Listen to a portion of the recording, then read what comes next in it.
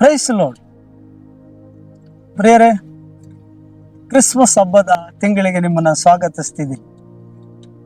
ಬನ್ನಿ ದೇವರ ವಾಕ್ಯವನ್ನು ಓದಿಕೊಳ್ಳೋಣ. ಯೆಶಾಯನ ಬರೆದ ಪ್ರವಾದನೆ ಗ್ರಂಥ 9ನೇ ಅಧ್ಯಾಯ 6ನೇ ವಚನ. ಒಂದು ಮಗು ನಮಗಾಗಿ ಹುಟ್ಟಿದೆ ಅಷ್ಟೇ, ವರದ ಮಗನು ನಮಗೆ ದೊರೆತನು, ಆಡಳಿತವು ಆತನ ಬಾಹುವಿನ ಮೇಲಿರುವುದು. ಆತನ ಅದ್ಭುತ ಸ್ವರೂಪನು, ಆಲೋಚನೆ ಕರ್ತನು ಎಂಬುದಾಗಿ. ಪ್ರಿಯರೇ, ಎರಡನೇದಾಗಿ ಯೇಸು ಕ್ರಿಸ್ತನ ಹೆಸರು ಆಲೋಚನೆ ಕರ್ತನು. ಹೌದು, ಆತನು ಒಳ್ಳೆ ಆಲೋಚನೆ ಹೇಳಿಕೊಡುವವನು.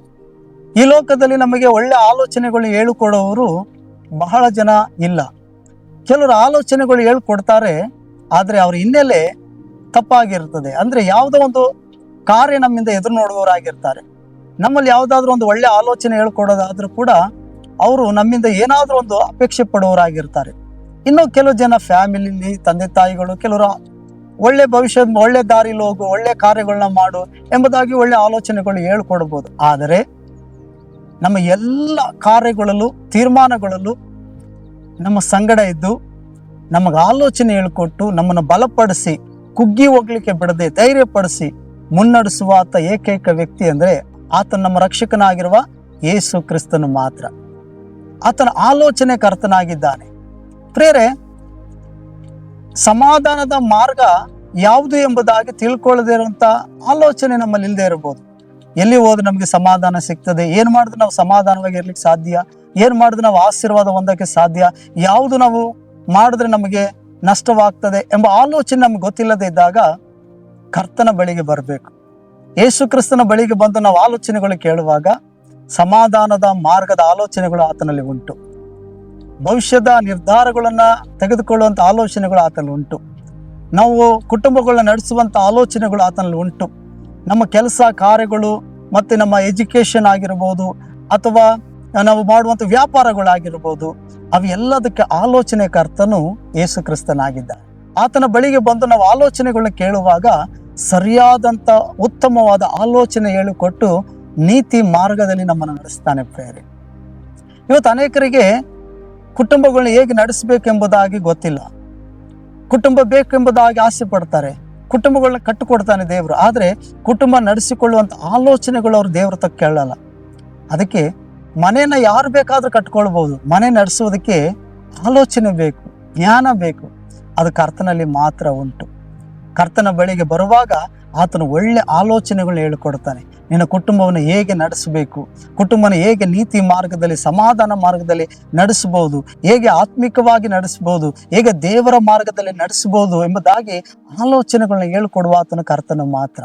ಪ್ರೇರೆ, ರಾಜ್ಯರಾಗಲಿ ಜ್ಞಾನಿಗಳಾಗಲಿ ಈ ಲೋಕದ ಬಲಹೀನರು ಬಲವಂತರಾಗಲಿ ಎಲ್ಲರಿಗೂ ಆಲೋಚನೆ ಅನ್ನೋದು ಬಹಳ ಪ್ರಾಮುಖ್ಯ. ಯಾರಾದ್ರೂ ಒಬ್ರು ಅವರಿಗೆ ಆಲೋಚನೆ ಕರ್ತನಾಗಿರ್ಬೇಕು, ಯಾರಾದ್ರೂ ಅವರಿಗೆ ಅಡ್ವೈಸ್ ಮಾಡುವವರು ಬೇಕು, ಯಾರಾದ್ರೂ ಒಬ್ಬರು ನಾಯಕರು ಬೇಕು. ಆದ್ರೆ ಮನುಷ್ಯರಲ್ಲಿ ಎಲ್ಲಾ ಆಲೋಚನೆಗಳು ಸರಿಯಾಗಿರ್ತದೆ ಅಂತ ಹೇಳಕ್ಕಾಗಲ್ಲ.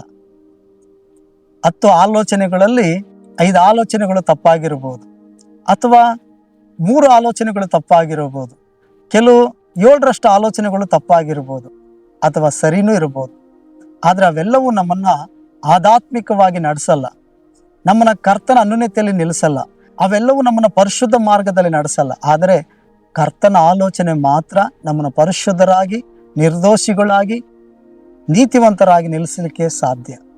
ಅದಕ್ಕೆ ದೇವರ ವಾಕ್ಯ ಹೇಳ್ತದೆ, ಕೀರ್ತನೆ 32:8ನೇ ವಚನದಲ್ಲಿ ಹೇಳ್ತದೆ, ಯೆಹೋವನು ನಿನ್ನನ್ನು ಉಪದೇಶಿಸಿ, ಯೆಹೋವನು ನಿನಗೆ ಆಲೋಚನೆ ಹೇಳಿಕೊಟ್ಟು ನಡೆಯಬೇಕಾದ ಮಾರ್ಗವನ್ನ ಆತನು ಪ್ರಕಟಿಸ್ತಾನಂತೆ. ಹಾಗಾದ್ರೆ ನಾವು ದೇವರ ಬಳಿಯಲ್ಲಿ ಬಂದು ನಾವು ಆಲೋಚನೆಗಳು ಕೇಳುವಾಗ ಕರ್ತನು ನಮಗೆ ಸರಿಯಾದ ಆಲೋಚನೆಗಳು ಹೇಳಿಕೊಟ್ಟು ಮಾರ್ಗಗಳನ್ನ ತೆರೆದು ಕೊಡ್ತಾನೆ. ಅದಕ್ಕೆ ದಾವೀದನು ಹೀಗೆ ಪ್ರಾರ್ಥಿಸ್ತಾನೆ, ನಿನ್ನ ಆಲೋಚನೆಗಳು ನನಗೆ ತಿಳಿಸು ಎಂಬುದಾಗಿ. ಯೆಶಾಯನ ಪ್ರವಾದನೆ ಗ್ರಂಥ 55ನೇ ಅಧ್ಯಾಯದಲ್ಲಿ ನಾವು ನೋಡ್ತೀವಿ, ಸ್ವಾಮಿ ಹೇಳ್ತಾರೆ ಮನುಷ್ಯರನ್ನು ನೋಡಿ, ನಿನ್ನ ಆಲೋಚನೆಗಳು ನನ್ನ ಆಲೋಚನೆಗಳಲ್ಲ ಅಂತ. ಪ್ರೇರೆ, ಅನೇಕ ಸಾರಿ ನಮ್ಮ ಆಲೋಚನೆಗಳೇ ದೇವರ ಆಲೋಚನೆಗಳು ಅಂತ ನಾವು ತಿಳ್ಕೊಂಡು ಬಿಡ್ತೀವಿ.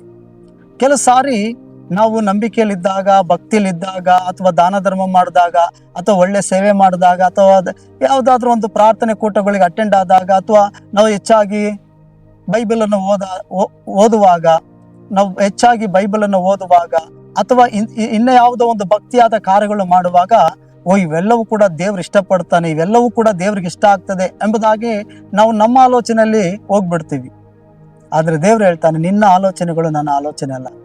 ಕೆಲವು ಸಾರಿ ನಾವು ತಪ್ಪಾದ ಮಾರ್ಗದಲ್ಲಿ ಹೋಗ್ತಾ ಇರ್ತೀವಿ, ತಪ್ಪಾದ ನಿರ್ಧಾರಗಳು ತೆಗೆದುಕೊಳ್ತಾ ಇರ್ತೀವಿ, ಕುಟುಂಬದಲ್ಲಿ ತಪ್ಪಾದ ಕಾರ್ಯಗಳು ನಡೀತಾ ಇರ್ತದೆ, ಮಕ್ಕಳಲ್ಲಿ ತಪ್ಪಾದ ಕಾರ್ಯಗಳು ನಡೀತಾ ಇರ್ತದೆ, ನಮ್ಮ ಕೆಲಸದಲ್ಲಿ, ಹಣದಲ್ಲಿ, ಯಾವುದೋ ವಿಷಯದಲ್ಲಿ ತಪ್ಪಾದ ಆಲೋಚನೆಗಳು ಹೋಗ್ತಾ ಇರ್ತದೆ. ಆದ್ರೆ ನಾವು ಅನ್ಕೊಳ್ತೀವಿ ಎಲ್ಲ ಸರಿಯಾಗೈತಲ್ಲ, ಸರಿಯಾಗಿ ನಡೀತೈತಲ್ಲ ಅಂತ ಅನ್ಕೊಳ್ತೀವಿ ಪ್ರೇರೆ. ಆದ್ರೆ ಅದೆಲ್ಲವೂ ದೇವರ ಆಲೋಚನೆ ಆಗಿರಲ್ಲ. ಅದಕ್ಕೆ ದೇವರು ವಾಕ್ಯ ಹೇಳ್ತಾ, ನಿನ್ನ ಆಲೋಚನೆಗಳು ನನ್ನ ಆಲೋಚನೆಗಳಲ್ಲ. ಅದಕ್ಕೆ ಸ್ವಾಮಿ ಹೇಳ್ತಾರೆ, ಭೂಮಿಗೂ ಆಕಾಶಕ್ಕೂ ಎಷ್ಟು ವ್ಯತ್ಯಾಸವಿದೆಯೋ ನಿನ್ನ ಆಲೋಚನೆಗಿಂತ ನನ್ನ ಆಲೋಚನೆ ಅಷ್ಟು ಉನ್ನತವಾಗಿದೆ ಅಂತ ಹೇಳ್ತಾರೆ. ಮನುಷ್ಯರ ಯೋಚನೆಗಿಂತ, ಮನುಷ್ಯರ ಆಲೋಚನೆಗಿಂತ ದೇವರ ಯೋಚನೆಗಳು ದೊಡ್ಡದಾಗಿದೆ ಪ್ರೇರೆ. ಹಾಗಾಗಿತ್ತೇನೆ ನಾವು ಆಲೋಚಿಸ್ತಿರುವಂತ ಆಲೋಚನೆ ತರ ದೇವರಿಲ್ಲ. ಒಂದು ವಸ್ತುವಾಗಿಯೋ, ಒಂದು ವ್ಯಕ್ತಿಯಾಗಿಯೋ, ಒಂದು ಕಾರ್ಯಕ್ಕಾಗಿ ಸೀಮಿತವಾಗಿಯೋ, ಅಥವಾ ನಮ್ಮ ಬಗ್ಗೆ ಒಂದು ಕೆಟ್ಟದಾಗಿ ಯೋಚನೆ ಮಾಡ್ಕೊಳ್ಳುವವನು, ದಂಡನೆ ಕೊಡುವವನು, ತಿರಸ್ಕಾರ ಮಾಡುವವನು, ನಮ್ಮನ್ನು ನಾಶಪಡಿಸುವಂತವನು, ಅಥವಾ ನಮ್ಮನ್ನ ಏನೋ ಇಷ್ಟಪಡ್ತಿದ್ದಾನೆ, ಈ ರೀತಿಯಾಗಿ ತಪ್ಪಾಗಿ ನಮ್ಮ ಜೀವಿತದಲ್ಲಿ ನೆನೆಸ್ತೇವಲ್ಲ, ಆ ಥರ ಯೋಚನೆಗೆ ತಕ್ಕಂತೆ ದೇವರಿಲ್ಲ ಪ್ರೇರೆ. ಆತನ ಆಲೋಚನೆಗಳು ಉನ್ನತವಾದದ್ದು.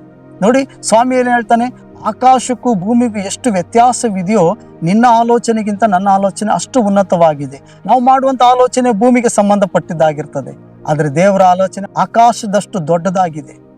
ಹಾಗಾದ್ರೆ ದೇವರು ನಮ್ಮ ಜೀವಿತದಲ್ಲಿ, ನಮ್ಮ ಕುಟುಂಬದಲ್ಲಿ, ನಮ್ಮ ಮಕ್ಕಳಲ್ಲಿ ಎಂತ ಆಲೋಚನೆಗಳು ಮಾಡಿಟ್ಟುಕೊಂಡಿದ್ದಾನೆ ನಾವು ತಿಳ್ಕೊಳ್ಬೇಕು ಪ್ರೇರೆ. ಅದಕ್ಕೆ ಆತನ ಆಲೋಚನೆ ಕರ್ತನಾಗಿದ್ದಾನಂತೆ. ದೇವರ ಬಳಿಗೆ ಬರುವಾಗ ನಮ್ಮ ಜೀವಿತದಲ್ಲಿರುವಂತ ಆತನ ಆಲೋಚನೆಗಳು ನಾವು ತಿಳ್ಕೊಳ್ಳೋಕ್ಕೆ ಸಾಧ್ಯ. ಬನ್ನಿ ಪ್ರಾರ್ಥಿಸೋಣ, ದೇವರ ವಾಕ್ಯವನ್ನು ಆಶೀರ್ವದಿಸಲಿ. ಪ್ರೀತಿ ಸ್ವರೂಪನಾದ ದೇವರೇ, ನೀನು ಒಳ್ಳೆ ಆಲೋಚನೆ ಕರ್ತನಾಗಿದ್ದಿ. ಹೌದು ಸ್ವಾಮಿ, ನಮಗೆ ಆಲೋಚನೆ ಹೇಳಿಕೊಟ್ಟು ನಡೆಯಬೇಕಾದಂತ ಮಾರ್ಗವನ್ನ ನೀನು ನಡೆಸುವಾತನಾಗಿದ್ದಿ, ಅದಕ್ಕಾಗಿ ಸ್ತೋತ್ರ. ಕರ್ತನೆ, ನಿನ್ನ ಆಲೋಚನೆಗೆ ನಾವು ಒಳಪಡ್ತೀವಿ. ನಿನ್ನ ಚಿತ್ತವನ್ನು ನಮಗೆ ಪ್ರಕಟಿಸು. ನಾವು ನೀತಿ ಮಾರ್ಗದಲ್ಲಿ ಜೀವಿಸುವುದಕ್ಕೆ ಸಹಾಯ ಮಾಡು. ಯಾರೆಲ್ಲ ಕರ್ತನೆ ನಿನ್ನ ಆಲೋಚನೆಗಾಗಿ ಎದುರು ನೋಡ್ತಿದ್ದಾರೋ, ಕರ್ತನೆ ನಿನ್ನ ಆಲೋಚನೆ ನಮಗೆ ಪ್ರಕಟಿಸು, ನಿನ್ನ ಮಾರ್ಗದಲ್ಲಿ ನಡೆಸು, ನೀನೇ ನನಗೆ ಆಲೋಚನೆ ಹೇಳ್ಕೊಡು ಎಂಬುದಾಗಿ ಪ್ರಾರ್ಥಿಸ್ತಿದ್ದಾರೋ ಅವರ ಜೀವಿತದಲ್ಲಿ ನಿನ್ನ ಯೋಚನೆಗಳು ನೆರವೇರಲಿ. ನಿನ್ನ ಚಿತ್ತವನ್ನು ಅವರಿಗೆ ಪ್ರಕಟಿಸು. ಯೇಸುವಿನ ನಾಮದಲ್ಲಿ ತಂದೆಯಾದ ದೇವರೇ, ಆಮೆನ್. Price the lord. ದೇವರು ನಿಮ್ಮನ್ನು ಆಶೀರ್ವದಿಸಲಿ.